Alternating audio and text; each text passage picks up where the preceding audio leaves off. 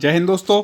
हम लेकर के आ गए हैं आपको आपके सिलेबस के अनुसार 150 प्रश्नों का महाअभ्यास, जिसमें हम बहुत ही महत्वपूर्ण एनसीईआरटी के प्रश्नों पर चर्चा करेंगे जो आपके पेपर के लिए ज़रूरी है। दोस्तों आज क्रम से 30 हम बाल विकास, 30 भाषा एक हिंदी, 30 भाषा दो संस्कृत, इसके बाद 60 प्रश्न सामाजिक विज्ञान की चर्चा करेंगे। आपके जिस प्रकार के विषय हैं तो आप पूरा वीडियो देखें और उन विषयों को पढ़ें और अपनी पूरी परफेक्ट 150 नंबर की तैयारी यहाँ पर कर करके जाएं। तो चलिए शुरुआत करते हैं दोस्तों। पिछले वीडियो ना देखे हो तो प्ले लिस्ट में जा कर के ज़रूर उनको आप देख लीजिएगा, जिससे आपकी और अच्छी तैयारी यहाँ पर हो जाएगी। चलिए शुरू करते हैं। देखें, क्रम से हमें 30 प्रश्नों पर चर्चा करनी है। हमारे पीडीएफ में से जो आएंगे, पहले के ऊपर के प्रश्नों पर हम पहले चर्चा कर चुके हैं पिछले वीडियो में, इसलिए आगे देखते हैं। कोहल वर्ग के अनुसार सही और गलत प्रश्नों के बारे में निर्णय लेने में शामिल चिंतन प्रक्रिया को कहा जाता है। ठीक है, कोहल वर्ग पूछे जाते हैं, आप सबको पता है, आपके सिलेबस में भी होगा। तो इसमें चिंतन प्रक्रिया को कहा जाता है निर्णय लेने की, तो आपको बता दें मैं कहा जाता है नैतिक तर्कना। ठीक है, कमेंट में आप भी फटाक से उत्तर देते जाइएगा। शिक्षकों को यह सलाह दी जाती है कि वे अपने शिक्षार्थियों को सामूहिक गतिविधियों में शामिल करें, क्योंकि सीखने को सुगम बनाने के लिए अतिरिक्त एक खाली स्थान में भी सहायता करता है। किस में सहायता करता है? सामूहिक गतिविधियों में यदि मान लो शामिल करेंगे तो सामाजिकरण में सहायता करेगा। ठीक है, आगे देख लेते हैं। एक विद्यार्थी अपने समकक्ष व्यक्तियों के समूह के प्रति आक्रामक व्यवहार करता है और विद्यालय के मानदंडों को नहीं मानता। इस विद्यार्थी को खाली स्थान में सहायता की आवश्यकता है। किस चीज़ में सहायता की आवश्यकता हो जाएगी? जल्दी बता दें। बिल्कुल आक्रामक है, बिल्कुल शैतान बच्चा है, तो उसको भावनात्मक क्षेत्र में सहायता की आवश्यकता है। आगे देखते हैं। निम्नलिखित में से कौन सा मुख्य रूप से आनुवांशिकता संबंधी कारक है? इसी टाइप के दोस्तों क्वेश्चन आते हैं, बहुत महत्वपूर्ण प्रश्न है, छाट करके लाए हैं, इसलिए अच्छे से आप उत्तर बताइएगा, पढ़िएगा। तो आपको बता दें कि आनुवांशिकता संबंधी, दोस्तों आनुवांशिकता का मुख्य संबंधी कारक बताना है तो आपको बता दें आँखों का रंग। ठीक है, इसका क्या उत्तर हो जाएगा? आँखों का रंग। दोस्तों आपको पूरे वीडियो यदि क्रम से हमारे ऐसे देखने हो और आगे भी आपको वीडियो मिलते रहे, इसलिए चैनल को सब्सक्राइब जरूर कर लेना, इससे आप हमसे जुड़ जाएंगे और आपको जो भी वीडियो मिलेंगे तो आप आसानी से पढ़ सकेंगे। चलिए आगे देखते हैं। शिक्षकों को अपने विद्यार्थियों की त्रुटियों का अध्ययन करना चाहिए, क्योंकि वह प्रायः खाली स्थान की ओर संकेत करती है। किस ओर संकेत करती है? तो आपको बता दें कि आवश्यक उपचारात्मक युक्तियों की ओर संकेत करती है। ठीक है, आगे देखें। संजना हर पाठ को बहुत जल्दी सीख लेती है, जबकि रंजना उसे सीखने में ज़्यादा समय लेती है। यह विकास के किस सिद्धांत को दर्शाता है? ठीक है, जल्दी से बता दीजिए। संजना हर पाठ को जल्दी सीख ले रही है, रंजना उसे सीखने में ज़्यादा टाइम लगा रही, तो किस के क्या कहलाएगा? तो ये वैयक्तिक भिन्नता का सिद्धांत है। निम्नलिखित में से किसके अतिरिक्त सभी वातावरणीय कारक विकास को आकार देते हैं? तो इसका उत्तर हो जाएगा शारीरिक गठन। ठीक है, आगे देखें। एक अच्छी पाठ्यपुस्तक खाली स्थान से बचती है। किससे बचती है? अच्छी पाठ्यपुस्तक तो वह बचती है लैंगिक पूर्वाग्रह से। पियाजे के अनुसार संज्ञानात्मक विकास के किस चरण पर बच्चा वस्तु स्थायित्व को प्रदर्शित करता है? महत्वपूर्ण प्रश्न है। पियाजे के अनुसार संज्ञानात्मक विकास के किस चरण पर बच्चा वस्तु को स्थायित्व प्रदर्शित करता है? तो आपको बता दें इसका उत्तर हो जाएगा पूर्व संक्रियात्मक चरण। ठीक है दोस्तों, आगे बढ़ जाते हैं जल्दी से। विकास के परिप्रेक्ष्य में समय के साथ होने वाले परिवर्तनों में निम्न में क्या शामिल है? समय के साथ जो परिवर्तन होते हैं उनमें से क्या शामिल है? तो रूप तो होता ही है, दर भी होती है, अनुक्रम भी होता है, तो ये सभी उत्तर ठीक हो जाएगा। आगे अभी हमें और भी बहुत सारी चर्चा करनी है, सभी सब्जेक्ट आपके यहाँ पर ले रहे हैं, तो आप बिल्कुल बने रहें वीडियो में। वह विचारात्मक प्रक्रिया जिसमें नूतन, वास्तविक तथा उपयोगी अवधारणाओं का प्रस्तुतिकरण निहित हो कही जाती है। क्या कही जाती है? जल्दी से बता दीजिए दोस्तों। हाँ, तो वह कहलाती है रचनात्मकता। क्या कही जाती है? रचनात्मकता। माता पिता से वंशजों में स्थानांतरित होने वाले लक्षणों को क्या कहा जाता है? महत्वपूर्ण, सरल भी है, अनुवांशिकता। क्या कहा जाता है? अनुवांशिकता कहा जाता है। एकीकृत छात्र केंद्रित अधिगम के लिए पाठ्यक्रम में निम्नलिखित में से क्या लाभकारी नहीं है? तो आपको बता दें, खोज और सक्रिय अधिगम का ह्रास ये नहीं है। ठीक है, आगे देखें।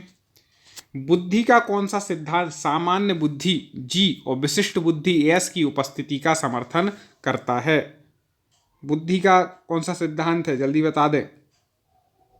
हाँ, महत्वपूर्ण प्रश्न है, बिल्कुल जल्दी बताइए। बिल्कुल सही पहचान रहे हैं कि स्पीयर का द्विखंड सिद्धांत, स्पीयरमैन का जो द्विखंड सिद्धांत है वह जीएस का समर्थन करता है। प्रतिबिंब, अवधारणा, प्रतीक एवं संकेत, भाषा, शारीरिक क्रिया और मानसिक क्रिया अंतर्निहित है। क्या हो जाएगा उत्तर?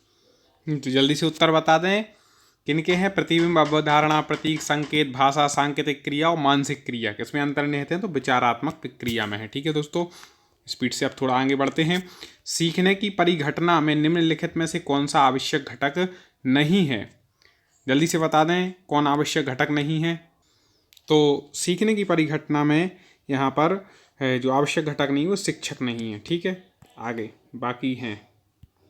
निम्नलिखित में से कौन सा सिद्धांत यह दर्शाता है कि अपेक्षित व्यवहार के सन्निकट सकारात्मक प्रक्रिया तथा पुनर्बरल के फलस्वरूप व्यवहारात्मक विकास किया जा सकता है? किस सिद्धांत के अंतर्गत ये दर्शाता है? तो आपको बता दें, ऑपरेंट अनुबंधन के अंतर्गत। ठीक है, वह प्रक्रिया जिसके द्वारा माता पिता यह अनुमान लगाते हैं कि उनके बच्चे में सभी सकारात्मक गुण हैं क्योंकि ये गुण सकारात्मक है, वह कहलाता है, कौन सा कहलाता है? तो वह कहलाता है परिवेश का प्रभाव। क्या कहलाता है? परिवेश का प्रभाव। आगे देखते हैं। रमेश और अंकित की समान बुद्धि लब्धि 120 है। रमेश अंकित से 2 वर्ष छोटा है। यदि अंकित की आयु 12 वर्ष है तो रमेश की मानसिक आयु क्या हो जाएगी? आसानी से आप लोग लगा सकते हैं, समझ गए होंगे, सूत्र हमने अलग से पढ़ाए हैं तो आप उसमें पढ़ सकते हैं। तो आपको बता दें, यहाँ पर हो जाएगी 12 वर्ष। क्या होगी? 12 वर्ष। निम्नलिखित में से कौन असतत चर का उदाहरण नहीं है? जल्दी से बता दें, असतत चर का उदाहरण कौन सा नहीं है? तो आयु नहीं है, बाकी हैं। छात्र की प्रयोगात्मक दक्षता के आकलन का यथोचित रूप है। छात्र की प्रयोगात्मक दक्षता के आकलन का यथोचित रूप क्या है? हाँ, जल्दी से, बिल्कुल सही पहचान रहे हैं, अवलोकन है। ठीक है दोस्तों, बाल विकास के इतने ही प्रश्न रहने देते हैं। आगे हम चर्चा करने वाले हैं 30 हिंदी के महत्वपूर्ण प्रश्नों पर, 30 संस्कृत और 60 सामाजिक विज्ञान। तो आप उनको पढ़ें और पूरा वीडियो देखें। लाइक ना किया हो तो लाइक जरूर कर देना। अभी तक सब्सक्राइब करके तो आप हमसे जुड़ ही गए होंगे। तो चलिए अब आगे शुरुआत करते हैं हिंदी के महत्वपूर्ण प्रश्नों पर। दोस्तों, हिंदी के महत्वपूर्ण 30 प्रश्नों पर चर्चा करें उससे पहले आपको बता दें कि दोस्तों, आपको यदि हमारे प्रश्न पसंद आते हो तो आपको वीडियो को लाइक करना है और शेयर भी जरूर करना है। तो चलिए शुरुआत कर लेते हैं। उपयुक्त समास चिन्हित कीजिए। अब यहाँ पर समास आपको बतलाना है, क्योंकि संधि और समास ऐसी चीज़ हैं हिंदी की, कहीं भी हिंदी पूछी जाए तो ये 2 चीज़ें तो पूछी जाती हैं और कम से कम 2-2 प्रश्न पूछे जाते हैं। तो हम आपके लिए वो छांट करके लाते हैं जो परीक्षाओं में आने की उम्मीद है। तो शुरुआत कर लेते हैं। पथभ्रष्ट कौन सा समास हो जाएगा इसमें? जल्दी से बता दीजिए। तो आपको बता दें कि यहाँ पर जो हो जाएगा, आपको भी कमेंट में उत्तर देना है। पथ से भ्रष्ट तृतीया तत्पुरुष हो जाएगा। ठीक है, लेकिन यहाँ पर तृतीया तो नहीं, शायद तत्पुरुष समास हो जाएगा। समास विग्रह होगा पथ से भ्रष्ट। अष्टाध्यायी, पहले भी जो हमने प्रैक्टिस सेट पढ़ाए थे, लगभग 40 प्रैक्टिस सेट हमारे अपलोड हैं, प्ले लिस्ट में जाके आप देखिएगा हिंदी के। तो उसमें एक आया था अष्टाध्यायी। अब जिनने पढ़ा होगा तो जल्दी से बता दें कौन सा समास है। तो इसका विग्रह हो जाएगा 8 अध्यायों का समूह, और जिसका प्रथम पद संख्यावाची हो, समाहार अर्थ हो, समूह अर्थ हो, तो वहाँ पर द्विगु समास होता है। ऐसा हमने आपको क्लास में पढ़ाया था। निम्नलिखित वाक्यांश के लिए उचित एक शब्द चुनिए। वाक्यांश के लिए एक शब्द चुनना है दोस्तों, जल्दी से बता दें। कानून का रूप देने के लिए प्रस्तुत किया गया प्रस्ताव या मसौदा क्या कहलाता है? जल्दी से बता दें क्या कहलाता है। कोई भी कानून का रूप देने के लिए प्रस्ताव प्रस्तुत किया जाता है उसको क्या कहते हैं, विधेयक लाया जाता है। पर नहीं बोलते विधेयक आ गया तो विधेयक। विस्मय स्थायी भाव किस रस का है? रस से संबंधित प्रश्न है, काव्य शास्त्र को भी कवर कर रहे हैं तो रस से संबंधित है। विस्मय किस रस का स्थायी भाव है? तो बिल्कुल सही पहचान रहे हैं, अद्भुत रस का स्थायी भाव है। कठिन और सरल दोनों प्रकार के प्रश्नों का इसमें मिश्रण है। चौपाई छंद के प्रत्येक चरण में कितनी मात्राएं होती हैं? जल्दी से बता दें कौन पहले उत्तर देता है सही। बिल्कुल सही पहचान रहे हैं, चौपाई चरण के प्रत्येक छंद में 16 मात्राएं होती हैं। ठीक है। तेरी बरछीने बरछीने हैं खलन के पंक्ति में कौन सा अलंकार है? तेरी बरछीने बरछीने। ठीक है। अब यहाँ पर एक शब्द है लेकिन उसके अर्थ दोनों बार अलग अलग हैं तो यहाँ पर क्या हो जाएगा, यमक। ठीक है। आगे देखें, कवि एवं रचनाओं से प्रश्न है। कुछ बीच बीच में ऐसे प्रश्न रहते जो आपके सिलेबस के नहीं हैं, उनको हम अलग कर देते हैं और जो आपके सिलेबस के होते वो हम लेकर के छांट करके आ जाते हैं। आचार्य रामचंद्र शुक्ल का निबंध संग्रह है, कवि रचनाओं से संबंधित प्रश्न है, रचनाएं पूछ लेता है। तो जल्दी से बता दें आचार्य रामचंद्र शुक्ल का कौन सा है? हाँ बिल्कुल, चिंतामणि है। ठीक है। गद्य पद्य भी पूछते तो इन्हीं की किसी रचना में से उठा के पूछ लेगा और बोल देगा ये किसकी है रचना, तो वो आ जाते हैं। आदिकाल की रचना है, निम्न में से आदिकाल की रचना कौन है? बिल्कुल सही, खुमान रासो आदिकाल की रचना है। ठीक है। किसने लिखी? यदि आपको पता हो उत्तर तो कमेंट में बताइए। आगे देख लेते हैं, निम्नलिखित में से कौन सी कृति सन 1963 में साहित्य अकादमी पुरस्कार विजेता अमृत राय की है? तो दोस्तों बता दें कि 1963 में साहित्य अकादमी पुरस्कार किसको मिला? अमृत राय को। तो क्लियर हो गया, लेकिन किस कृति के लिए मिला था? तो वो था प्रेमचंद जी की उन्हें जीवनी लिखी थी जिसके नाम था कलम का सिपाही नाम से। ठीक है। तो प्रेमचंद कलम का सिपाही, प्रेमचंद जी की जीवनी किन्होंने लिखी? उनने लिखी थी, क्या बोलते हैं, अमृत राय जी ने। ठीक है। पृथ्वीराज रासो किस कवि की रचना है? पृथ्वीराज रासो सबको पता है, चंद्रवरदाई जी की रचना है। ठीक है। आगे बढ़ जाते हैं।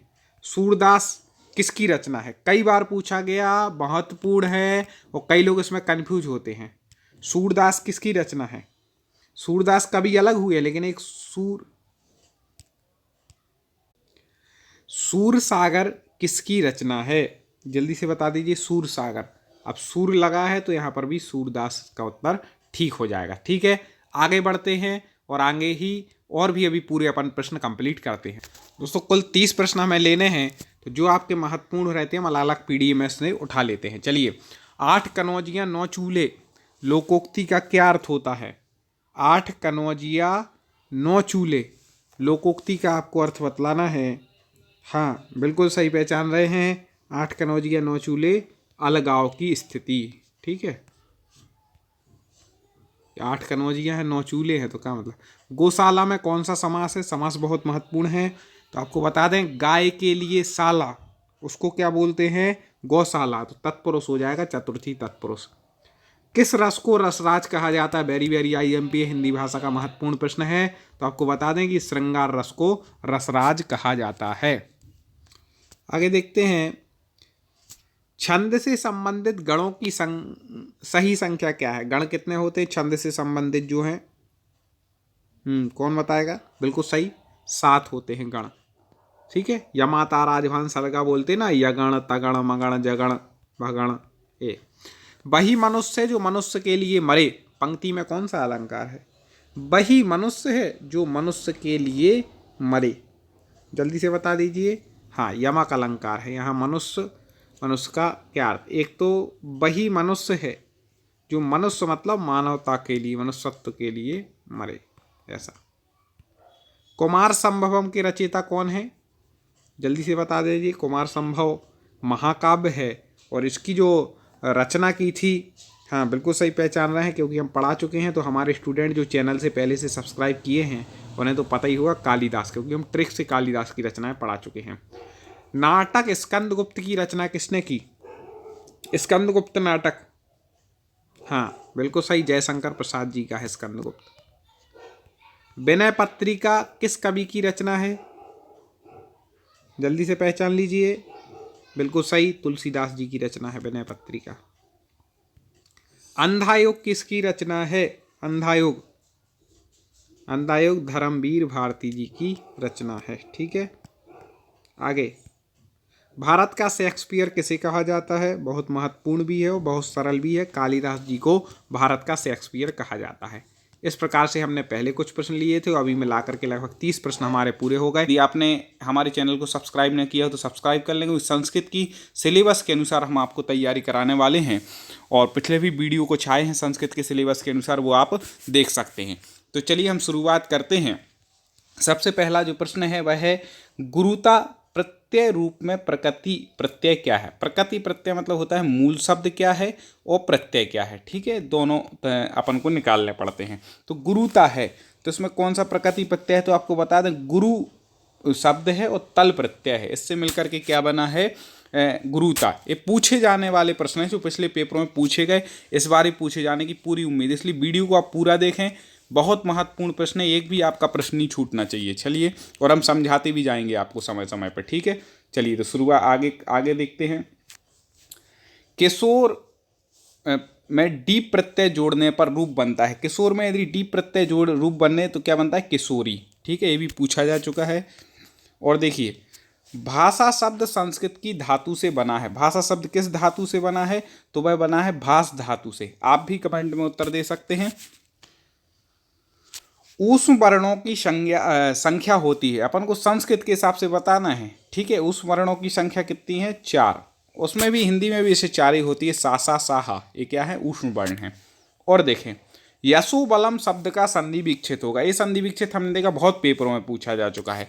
यशोबलम का संधि विच्छेद हो जाएगा तो आपको बता दें इसका हो जाएगा यशाह बलम। ठीक है, यशाह बलम, इसमें कौन सी संधि हो जाएगी? तो उसमें हो जाएगी विसर्ग संधि। ठीक है, यशाह बलम, विसर्ग का ओ हो करके यशो बलम बन जाएगा। चलिए आगे देखते हैं। हेतु शब्द के साथ किस विभक्ति का प्रयोग होता है? हेतु शब्द में कौन सी विभक्ति होती है? षष्ठी विभक्ति। ठीक है, हेतु शब्द के साथ षष्ठी, यदि कहीं हेतु शब्द आएगा तो उसमें षष्ठी विभक्ति का प्रयोग वहां पर होगा। देखें, जिन शब्दों से वस्तुओं के क्रम का पता चलता है उन्हें क्या कहते हैं? ठीक है, जिन वस्तु क्रम का पता चले तो नाम ही है क्रमवाची शब्द। आप कोई भी एग्जाम दें, 4 ऑप्शन दिए हैं तो चारों पढ़ें, भले ही आपको उसको पता है फिर भी 4 पढ़ें। क्योंकि कई बार हम जल्दी उसमें क्या गड़बड़ करके आते हैं, इसलिए चारों पढ़ें आप। कंपटीशन अब टेट एग्जाम में बहुत ज़्यादा बढ़ गया है। आपको 150 में से 135 अंक प्लस लाने पड़ेंगे। संस्कृत ली है तो आपको संस्कृत में 30 में से कम 28 अंक तो लाने ही पड़ेंगे, इसलिए उस हिसाब से आप तैयारी करें। और देखिए, 19वां शब्द का पुल्लिंग में क्रमवाची रूप क्या होगा? 19वां है तो क्या बोलेंगे अपन? नवद सतमी। नवद मतलब 9। ठीक है, ठीक है, 9 10 दशतमी। 9 दशतमी मतलब क्या हो जाएगा? 19वां, यदि अपन को जोड़ना है तो। ठीक है, अगला देखें। बाचाम शब्द में कौन सी विभक्ति है? तो बाचाम में कौन सी विभक्ति है? तो आपको बता दें बाचाम में षष्ठी विभक्ति है। और देखिए, एक सर्वनाम शब्द में कितनी विभक्तियों में पद बनते? एक सर्वनाम शब्द में कितनी विभक्तियों में बनते हैं? तो 7 विभक्तियों में बनते हैं। आप लोगों ने देखा भी होगा, प्रथमा द्वितीय तृतीय चतुर्थी पंचमी षष्ठी सप्तमी। ठीक है, संबोधन सर्वनाम में नहीं होता, शब्दों में होता है, याद रखिएगा। संबोधन सर्वनाम में नहीं होगा। सर्वनाम जैसे हो गया तत् के बना दिए, मान लो तत् क्या है? नपुंसकलिंग शब्द, तत्ते तानी तेन ताभ्याम तत्समय ताभ्याम ते, ऐसे रूप बनते हैं। ठीक है, सर्वनामों के भी। और देखें, हसित्यतः हसिष्यतः क्रियापद में कौन सा पुरुष है? आपको बता दें कि संस्कृत में 3 पुरुष होते हैं। हमारा वीडियो अपलोड हुआ है जिसमें पुरुष, वचन और लिंग हमने एक ही वीडियो में समझाए हैं। आप चैनल पर जाकर के उस वीडियो को देख लें, कभी भी नहीं भूलेंगे, इतनी सरल भाषा में हमने आपको पढ़ाया है। तो इसमें लिट लकार है। ठीक है, लिट लकार का ये रूप है। तो हसिष्यति हसिष्यता प्रथम पुरुष का द्विवचन है, तो प्रथम पुरुष उसका उत्तर ठीक हो जाएगा। और देखिए, हसित्वा प्रत्यय रूप में प्रकृति प्रत्यय क्या है? हसित्वा में क्या है? तो हस धातु है और त्वा प्रत्यय है। ठीक है, हस धातु का त्वा प्रत्यय है, तो इससे मिलकर के क्या बना है? हसित्वा। पौराणिक प्रत्यय रूप में प्रकृति प्रत्यय क्या है? ये पौराणिक कई बार पूछा जा चुका है, वेरी आईएमपी है। तो पौराणिक क्या होता है? पुराण शब्द में ढक प्रत्यय लगा है, ठीक है, पुराण प्लस ढक, तो क्या बनेगा, पौराणिक। इस प्रकार से चलिए, और अभी बहुत सारे महत्वपूर्ण प्रश्नों पर चर्चा करनी है, आप वीडियो को पूरा देखें। आगे देखते हैं, दात्री प्रत्यय रूप में प्रकृति प्रत्यय क्या है। दात्री में आपको बता दें कि दात्री मूल शब्द और डी प्रत्यय लगा करके क्या बना है, दात्री बना है। आप ऐसे क्वेश्चन देखेंगे तो आपको एक आइडिया हो जाएगा प्रत्यय का। प्रत्यय तो हम आपको अलग से पढ़ाएंगे ही, लेकिन एक आइडिया हो जाएगा, ठीक है। अब देखें और जनरल प्रश्न, भाषा का प्रयोग कहाँ होता है, मौखिक रूप में, लिखित रूप में, या फिर दोनों में। तो आपको बता दें कि दोनों में होता है। भाषा का प्रयोग मौखिक रूप में भी होता है और लिखित रूप में, तो सी इसका उत्तर ठीक हो जाएगा। अगला देखें, अयोग बाह्य कितने प्रकार के होते हैं, तो अपन बता दें कि अयोग बाह्य 3 होते हैं, ठीक है। अयोग बाह्य संस्कृत में कितने होते हैं, 3। और देखिए, सूर्याधारितम शब्द का संधि विच्छित होगा, तो सूर्याधारितम का होगा सूर्य प्लस आधारितम, दीर्घ स्वर संधि हो जाएगी। आ के बाद आ रहा है सूर, आ और आ रहा है, तो क्या हो जाएगा, सूर्याधारितम, दीर्घ संधि होकर के। चलिए और देखिए थे, सा पादेन खंजा अस्ति, इस वाक्य में पादेन शब्द में किस विभक्ति का प्रयोग किया है। सा पादेन मतलब पैर से लंगड़ा है, तो इसमें कौन सी विभक्ति है, तो आपको बता दें कि जब कोई किसी विकलांग या कोई भी ऐसी चीज़ की बात की जाए तो उसमें तृतीय विभक्ति होती है, हमेशा याद रखिएगा, ठीक है। तो सा पादेन खंजा, इस प्रकार से। और देखें, 4 संख्या का नपुंसक लिंग शब्द क्या है। 4 को नपुंसक लिंग क्या बोलेंगे, चत्वारी, ठीक है। चत्वारी मतलब 4। ऐसी संख्या भी पूछी जाती है, आप 1 से 100 तक की तो याद कर ही लें। नपुंसक लिंग क्रमवाची शब्द बनाने में किस प्रत्यय का प्रयोग होता है, ठीक है। नपुंसकवाची क्रम वो अपन को शब्द बनाने हैं, तो उसमें किस प्रत्यय का प्रयोग होगा, तो उसमें होता है तमम का, ठीक है। और देखिए, ज्ञाने शब्द में कौन सी विभक्ति है, ज्ञाने, ठीक है, इसमें सप्तमी विभक्ति है। कौन सी विभक्ति है, सप्तमी। ज्ञान शब्द जो है वह नपुंसक लिंग है, ठीक है। उसमें ज्ञानम ज्ञाने ज्ञानानी, ज्ञानम ज्ञाने ज्ञानानी, और तृतीया से राम की तरह चलेंगे तो सप्तमी में क्या हो जाएगा, ज्ञाने। जैसे उसमें बनता ना, रामे रामे और रामेशु, ऐसे ज्ञाने ज्ञाने हो ज्ञानेशु। ऐसे एक सर्वनाम शब्द के सभी विभक्ति सभी वचनों में कितने पद बनते हैं। एक सर्वनाम शब्द के सभी विभक्ति सही वचनों में कितने पद बनते हैं, तो आपको बता दें 18 पद बनते हैं। कुल कितने बनते हैं, 18। और देखिए, पच धातु लृट लकार प्रथम पुरुष बहुवचन में शुद्ध रूप होगा, तो आपको बता दें कि उसका होगा पक्षंती, क्योंकि वैसे अपन लट में चलाएंगे तो पचती पचता, लेकिन उसमें यदि अपन भविष्य काल में चलाते हैं, लिट लकार होता है भविष्य काल के लिए प्रयोग, तो उसका पक्षति पक्षता पक्षंती, ऐसे इस प्रकार से बनेगा। बस में तिप प्रत्यय जोड़ने पर क्या बनता है, तो उसका बनता है बसती। बसती कैसे बना, बस मूल शब्द है, उसमें तिप प्रत्यय जोड़ दिया, ठीक है, मूल धातु में तिप प्रत्यय, तो बसती बन गया। शक्ति में मतुप प्रत्यय जोड़ने पर क्या रूप बनता है। शक्ति शब्द में मतुप प्रत्यय जोड़ेंगे तो मतुप में जो बान से मतलब जो मत होता है ना, मतु का मत शेष बचता है, मतुप प्रत्यय में शेष क्या बचता है, मत, तो शक्ति मत, इसका बी उत्तर बिल्कुल सही हो जाएगा। दोस्तों, आप संस्कृत की तैयारी कर रहे हैं तो आप बिल्कुल हमारे चैनल से जुड़ जाएं। हम आपको लाइव क्लासें लाने वाले हैं, जिसमें पूरे संस्कृत की आपको सिलेबस के अनुसार पूरी पढ़ाई कराई जाएगी। हर सब्जेक्ट उसमें आपको पढ़ाया जाएगा, संस्कृत की पेडागोजी पढ़ाई जाएगी, इसलिए आप हमारे चैनल से जरूर जुड़ें।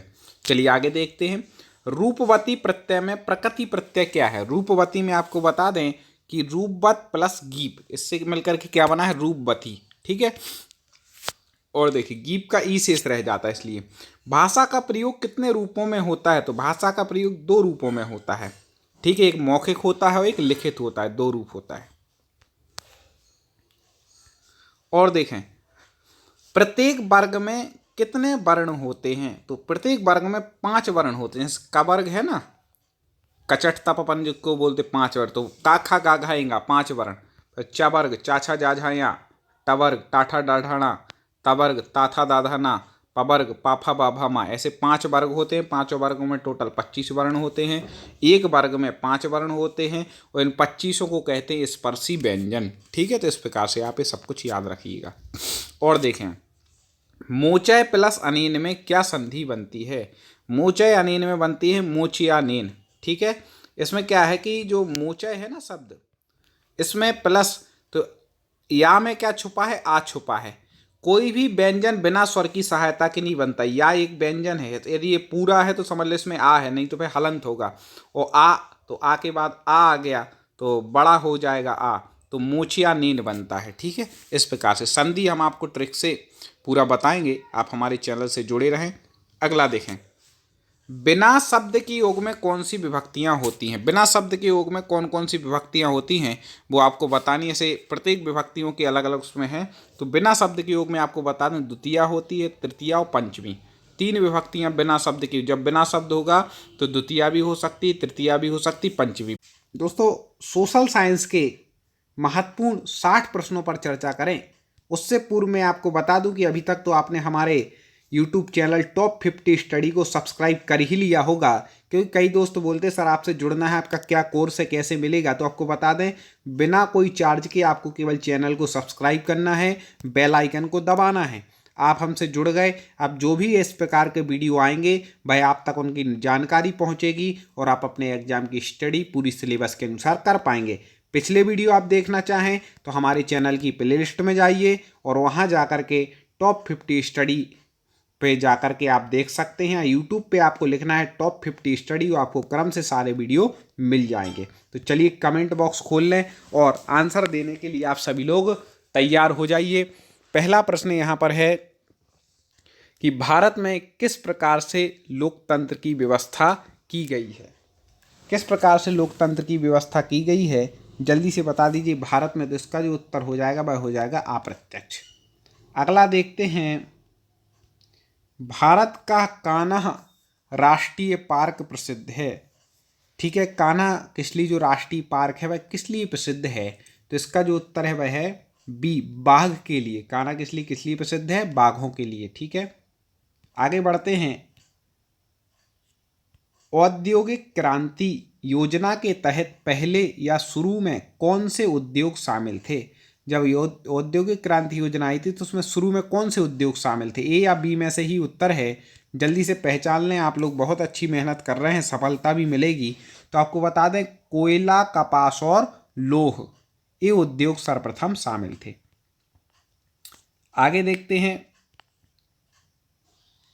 किस युद्ध के बाद जर्मनी का एकीकरण पूरा हुआ? कई बार पूछा गया प्रश्न है, वेरी वेरी आईएमपी।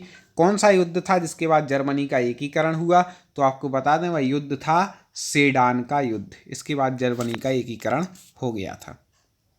आगे देख लेते हैं, निम्नलिखित में से किसे साम्यवाद के संस्थापक के रूप में माना जाता है? साम्यवाद के संस्थापक कौन थे? तो दोस्तों आपको बता दें, साम्यवाद के जो संस्थापक थे वह थे कार्ल मार्क्स। ठीक है दोस्तों, ये प्रश्न पसंद आए तो वीडियो को तुरंत लाइक पर एक बार क्लिक कर दीजिए, वीडियो को लाइक कर दीजिए।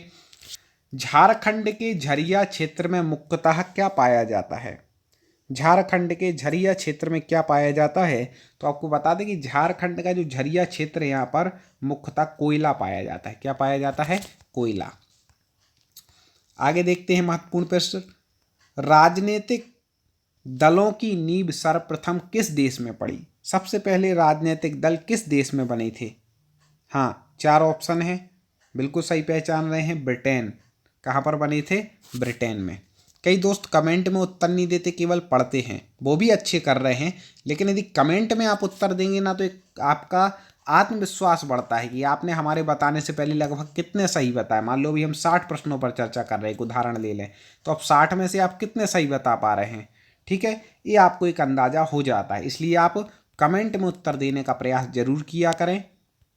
भारत में नीति आयोग की स्थापना कब हुई? वह सन बताना है। पिछले वीडियो में आया था कि किस आयोग को बदल करके नीति आयोग नाम रखा गया। यदि आपने वो पढ़ा हो तो कमेंट में उत्तर देना। और नीति आयोग की स्थापना आपको बता दें 1950 में हुई थी। अब नीति आयोग का नाम बदल करके क्या नाम रखा गया वो बता देना कमेंट में। साम्यवादी घोषणा पत्र के लेखक थे? साम्यवादी घोषणा पत्र के लेखक कौन थे, जल्दी से बता दें। तो अभी साम्यवादी की चर्चा आई थी तो वहीं से ले लेना, कार्ल मार्क्स और एंगल्स, ये दो लोग कौन थे, साम्यवादी घोषणा पत्र के लेखक थे।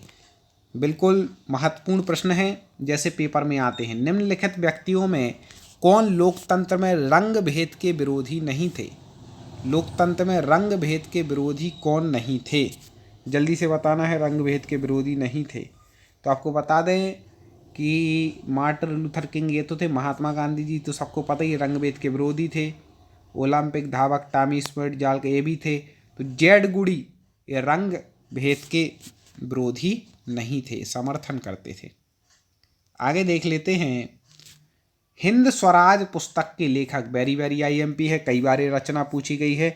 हिंद स्वराज लेखक पुस्तक के लेखक कौन है, तो आपको बता दें हिंद स्वराज लेखक किस हैं, महात्मा गांधी। किनकी पुस्तक है ये, महात्मा गांधी जी की। आगे देखें, निम्नलिखित में से कौन सा संस्थान भारत में मुद्रा जारी करने के लिए अधिकृत है, मुद्रा जारी कौन करता है, जल्दी से बता दें। मुद्रा जारी, हाँ बिल्कुल सही पहचान है, RBI, reserve bank of India, ये भारत में मुद्रा जारी करता है। आगे देख लें, राजनीतिक दलों की मान्यता एवं उसका चिन्ह किसके द्वारा प्रदान किया जाता है, ठीक है, तो इसका जो उत्तर हो जाएगा निर्वाचन आयोग के द्वारा प्रदान किया जाता है। एक आध दो प्रश्न रिपीट भी हो सकते हैं, पूरे पढ़ना है आपको। कौन से संशोधन अधिनियम द्वारा सरकार का तीसरा स्तर बनाया गया था, कौन सा संविधान संशोधन किया गया, ये तीसरा स्तर बनाया गया, तो आपको बता दें 71वां संविधान संशोधन था वह, ठीक है। बेलशेविक क्रांति कब हुई, पूछ लेते हैं, इसमें लोग गड़बड़ करके आ जाते हैं। सन बताना है भाई, बेलशेविक क्रांति किस महीने में किस सन में हुई थी, तो आपको बता दें इसका उत्तर जो हो जाएगा वह हो जाएगा नवंबर 1917 में हुई, ठीक है। आगे बढ़ जाते हैं। हाँ, वर्तमान के हिसाब से महत्वपूर्ण प्रश्न है, हिंद चीन पहुंचने वाले प्रथम व्यापारी कौन थे, आजकल व्यापार का मुद्दा ज़्यादा है, तो हिंद चीन पहुंचने वाले प्रथम व्यापारी कौन थे, तो आपको बता दें पुर्तगाली थे। राष्ट्रीय स्वयंसेवक संघ की स्थापना कब और किसने की, राष्ट्रीय स्वयंसेवक संघ RSS, ठीक है, महत्वपूर्ण प्रश्न है वर्तमान के हिसाब से। तो कब हुई और किसने की है, तो आपको बता दें स्थापना जो हुई थी वह 1925 में हुई थी और KV हेडगोवार ने की थी, ठीक है, किसने की थी, KV हेडगोवार ने 1925 में RSS राष्ट्रीय स्वयंसेवक संघ की स्थापना की थी। इंग्लैंड में सभी स्त्री एवं पुरुषों को वयस्क मताधिकार कब प्राप्त हुआ, जल्दी से बता दें किस सन में प्राप्त हुआ था वयस्क मताधिकार इंग्लैंड में, तो वह हुआ था 1918 में। कब हुआ, 1918। दोस्तों लाइक जरूर कर देना एक बार वीडियो को। कौन सा सामाजिक वर्ग बुद्धिजीवी वर्ग के रूप में उभर कर आया है, कौन सा सामाजिक वर्ग बुद्धिजीवी वर्ग के रूप में उभर करके आया है, तो आपको बता दें कि मध्यम वर्ग जो है वह बुद्धिजीवी वर्ग के रूप में उभर करके आया है। आगे देखें, प्राचीन काल में किस स्थल मार्ग से एशिया और यूरोप का व्यापार होता था, किस मार्ग से एशिया और यूरोप का व्यापार होता था, तो आपको बता दें रेशम मार्ग से, किस मार्ग से, रेशम मार्ग से।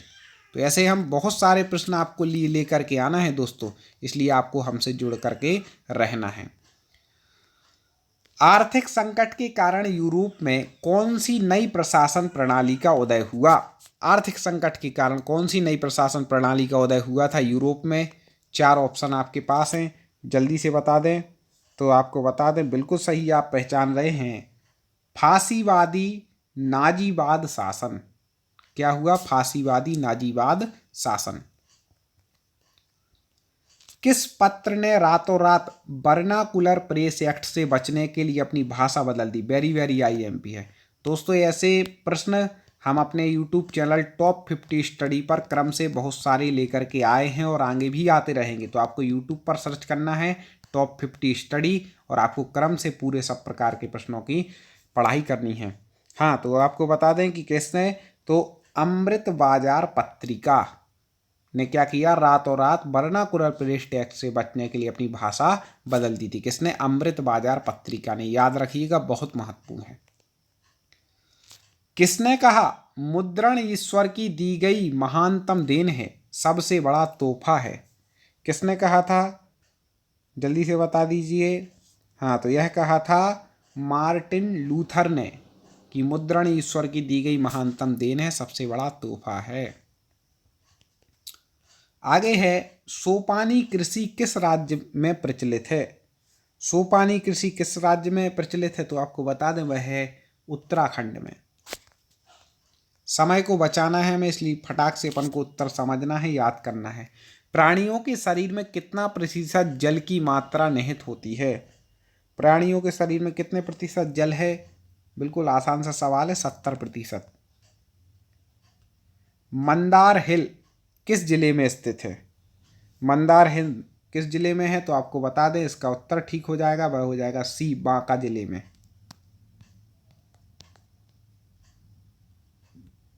इनमें से कौन सी प्राकृतिक आपदा नहीं है। कई बार पूछे जाते हैं ऐसे प्रश्न, तो आपको बता दें सुनामी, बाढ़, भूकंप तो प्राकृतिक आपदा हैं। आतंकवाद प्राकृतिक आपदा नहीं, आपदा तो है लेकिन ये प्राकृतिक नहीं है, ये किसी के द्वारा की जाती है, स्वभाव से नहीं होती है, प्रकृति से। सबसे उत्तम किस्म का कोयला होता है, कौन सा होता है, कई बार पूछा गया है, बनना चाहिए, जल्दी बता दें। तो एंथ्रेसाइट ये सबसे उत्तम प्रकार का क्या है, कोयला है। ठीक है, आगे बढ़ जाते हैं। निम्न में से कौन सी स्थिति लोकतंत्र की सफलता के लिए सबसे आवश्यक है। लोकतंत्र की सफलता के लिए सबसे आवश्यक कौन सी स्थिति है, तो आपको बता दें क्या होना चाहिए लोकतंत्र की सफलता के लिए, मजबूत जनमत, ये बहुत ज़्यादा आवश्यक है। अगला है, सुनामी किस स्थान पर आती है। कई बार पूछा गया प्रश्न है दोस्तों, बिल्कुल छांट करके लाए हैं हम। ये जो PDF बनाई गई, एक एक प्रश्न टाइप किया गया है, बहुत मेहनत करके आपके लिए लेकर के आए हैं। तो आपको हमारे चैनल को क्या करना है, बस सब्सक्राइब करना है, वीडियो को लाइक करना है। तो सुनामी जो है वह तटीय क्षेत्रों में आती है। कहाँ पर आती है, तटीय क्षेत्रों में। निम्न में से कौन सा पंचायती राज्य व्यवस्था का दूसरा स्तर है। पंचायती राज्य व्यवस्था का दूसरा स्तर क्या है, तो आपको बता दें दूसरा स्तर जो है वह है पंचायत समिति। पंचायती राज्य पढ़ लेना, 1-2 प्रश्न आई जाते हैं। चावल किस प्रकार की जलवायु का पौधा है। हाँ, जल्दी से बता दें, इन दो में से उत्तर तो नहीं दिख रहा है आगे। हाँ, ये है उष्ण और आर्द्र प्रकार की जलवायु का पौधा है चावल। आगे, किस वर्ष साइमन कमीशन भारत आया। Very very very IMP, Simon commission Bharat किस वर्ष में आया था, तो आपको बता दें कि 1928 में साइमन कमीशन भारत आया था। निम्न में से कौन सा आधुनिक मुद्रा का एक रूप है। आधुनिक मुद्रा का एक रूप, वर्तमान में क्या चलते हैं, कागज के नोट, यही है। आगे देख लेते हैं, इनमें से कौन सी राज्य की विशेषता नहीं है, तो इन दो में से ही आपको उत्तर बताना है। तो आपको बता दें जनसंख्या तो है राज्य की विशेषता, सरकार नहीं है। ठीक है, आगे, जिस देश की राष्ट्रीय आय अधिक होती है वह देश कहलाता है। ठीक है, अधिक लिख गया है। तो आपको बता दें जिस देश की राष्ट्रीय आय अधिक होती है वह कहलाता है विकसित देश। ठीक है, विकसित कहलाता है। आगे देखें, निम्न में से कौन सा मुद्रा का एक आधुनिक रूप नहीं है। मुद्रा का आधुनिक रूप नहीं है, आपको बताना है। तो आपको बता दें मुद्रा, जमा, ड्राफ्ट, इनमें से कोई नहीं हो जाएगा इसका उत्तर। ठीक है, ये आधुनिक नहीं। 95 स्थापना, ठीक है, 95 स्थापनाएं किसकी रचना है। 95 स्थापनाएं किन्होंने लिखी, 2 ऑप्शन ए हैं और 2 ए हैं, 4 ऑप्शन है कुल मिलाकर के। जल्दी से बता दीजिए 95 स्थापनाएं किसने लिखी। हाँ, बिल्कुल सही पहचान रहे हैं, मार्टिन लूथर की है ये 95 स्थापनाएं। कुछ तो ऐसे हैं, आपने पिछले पेपर दिए होंगे तो आपको लगा होगा कि देखो ये पूछे जाते हैं। गुटेनबर्ग ने सर्वप्रथम किस पुस्तक की छपाई की? जल्दी से बता दें। गुटेनबर्ग ने सबसे पहले बाइबिल की छपाई की थी। किसकी की थी? बाइबिल की थी। आगे, अखिल भारतवर्षीय किसान सभा का गठन किस वर्ष में हुआ? ये भी वेरी वेरी आईएमपी है। अभी प्रेजेंट में पढ़े तो किसान आंदोलन इत्यादि हो रहे हैं, सब हो रहा है। तो आपको बता दें कि अखिल भारतवर्षीय किसान सभा का जो गठन हुआ था वह 1921 में हुआ था। ठीक है दोस्तों, आगे देख लेते हैं। परिवहन के साधनों में सबसे सस्ता परिवहन का साधन है। परिवहन के जो साधन हैं उनमें सबसे सस्ता परिवहन का साधन कौन सा है? 4 साधन दिए हैं, तो आपको बता दें, इनमें सबसे सस्ता जो साधन माना जाता है वह माना जाता है जल। ठीक है, इस प्रकार से। आगे, भारत में किस राज्य की प्रति व्यक्ति आय सबसे कम है? वेरी वेरी आईएमपी है। प्रति व्यक्ति आय किस राज्य की सबसे कम है? जो 4 ऑप्शन दिए इसमें से आपको बतलाना है। बहुत बहुत महत्वपूर्ण हम प्रश्न आपके लिए निरंतर लेकर के आ रहे हैं, तो आप हमारे चैनल से तो जुड़ ही जाना। साथ में दोस्तों और वीडियो देखने के लिए आप प्लेलिस्ट पर क्लिक कर लेना। तो भारत में किस राज्य में प्रति व्यक्ति आय सबसे कम है? तो आपको बता दें कि सबसे कम जो आय है वह है बिहार में। आगे, हॉलमार्क को किस वस्तु के लोगों के रूप में उपयोग किया जाता है? ठीक है, जल्दी से बता दें। 4 ऑप्शन है, पहले कौन कमेंट करता है, सही उत्तर कौन दे पाता है पहले। तो अपन जब सोना वगैरह खरीदते हैं, आपको पता होगा, तो उसमें हॉलमार्क का चिन्ह रहता है, तो सोने का आभूषण यहाँ उत्तर ठीक हो जाएगा। विश्व पर्यावरण दिवस कब मनाया जाता है? बिल्कुल, ये तो रटा ही होना चाहिए आपके लिए, तो बिल्कुल सही पहचान रहे हैं। 5 जून को विश्व पर्यावरण दिवस मनाया जाता है। अगला यहाँ पर प्रश्न हो जाएगा दोस्तों, कानवार या कांवर झील किस जिले में है? आईएमपी प्रश्न है। कांवर झील किस जिले में है? उस जिले का आपको नाम बताना है, तो आपको बता दें वह बेगूसराय जिले में है। कौन सी? कांवर झील। भारत में Tata hydro electrical power station की स्थापना कब हुई? ठीक है, सन बताना है आपको, जल्दी से बता दें। तो वह हुई थी 1910 में। ठीक है। डॉक्टर मेधा पाटकर घनिष्ठ रूप से जुड़ी हैं। कई बार पूछा गया है मेधा पाटकर से संबंधित प्रश्न। कहाँ से जुड़ी हैं? तो आपको बता दें कि नर्मदा बचाओ आंदोलन से। कहाँ से जुड़ी हैं? नर्मदा बचाओ आंदोलन से। समय मैं थोड़ा कम दे रहा हूँ आपको उत्तर बताने के लिए, लेकिन आपकी स्पीड भी देखना है। सर्वप्रथम व्यावसायिक बैंकों का राष्ट्रीयकरण कब किया गया?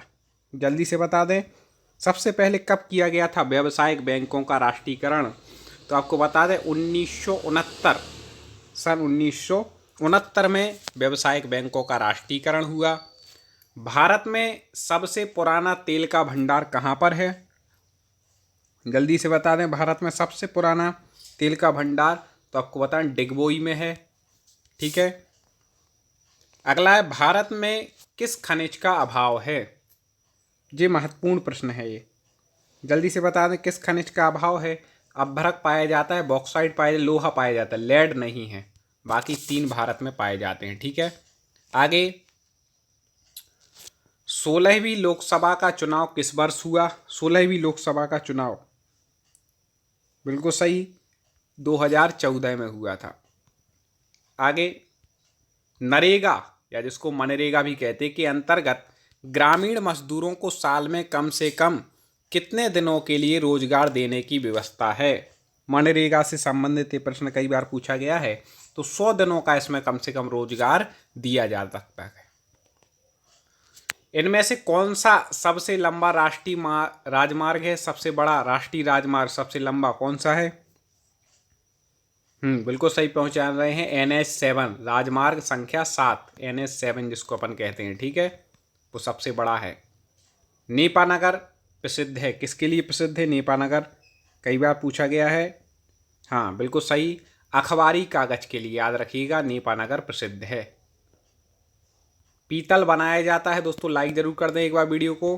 पीतल किससे बनाया जाता है? तो आपको बता दें कि पीतल जो है वह बनाया जाता है तांबा और जस्ता दोनों से। किससे बनाया जाता है?, तांबा और जस्ता, इन दोनों से बनाया जाता है। कागज का आविष्कार किस देश में हुआ? वेरी वेरी आईएमपी है, जिसको हम वेरी वेरी आईएमपी कहते हैं उसको रट लेना है। किस देश में कागज का आविष्कार हुआ था? तो आपको बता दें चीन में। ठीक है, चीन में कागज का आविष्कार हुआ। भारत का सबसे बड़ा बंदरगाह है, जल्दी से बता दें, सबसे बड़ा बंदरगाह है कौन सा है भारत का? ठीक है, मुंबई, बिल्कुल सही। 4 ऑप्शन जो दिए इनमें से मुंबई है। पटना में गोलघर किस उद्देश्य से बनाया गया था? पटना में जो गोलघर बनाया उसका उद्देश्य क्या था, क्यों बनाया गया? हाँ, बिल्कुल सही, अनाज रखने के लिए बनाया गया था। किस लिए? अनाज रखने के लिए। अंतर्राष्ट्रीय श्रमिक संगठन की स्थापना किस वर्ष में हुई? जल्दी से बता दीजिए, श्रमिक संगठन की स्थापना किस वर्ष में हुई? दोस्तों पूरा शुरू से एंड तक आपको वीडियो देखना है, तब आपका पूरा सब बिल्कुल क्लियर हो जाएगा दिमाग में। ठीक है, तो जो श्रमिक संगठन की स्थापना हुई थी वह हुई थी 1919 में। ठीक है, ग्राम कचहरी का प्रधान कौन होता है? जो ग्राम कचहरी होती है उसका प्रधान कौन होता है? तो ग्राम में कौन होते हैं? सरपंच होते हैं, तो वो इसके प्रधान हैं। तो दोस्तों ऐसे महत्वपूर्ण हम प्रश्न लेकर के आए हैं। आगे और हमें प्रश्नों पर निरंतर ऐसे चर्चा करनी है जिससे आप अपनी परीक्षा में सफलता निश्चित प्राप्त करेंगे। और इनमें से बहुत से प्रश्न देखना आप आएंगे भी आपके पेपर में। बस आपका काम क्या है कि आपको हमसे जुड़े रहना है और प्रत्येक वीडियो को आपको जाकर के प्ले लिस्ट में देखना है। इस प्रकार से आगे भी हम चर्चा आपसे करेंगे।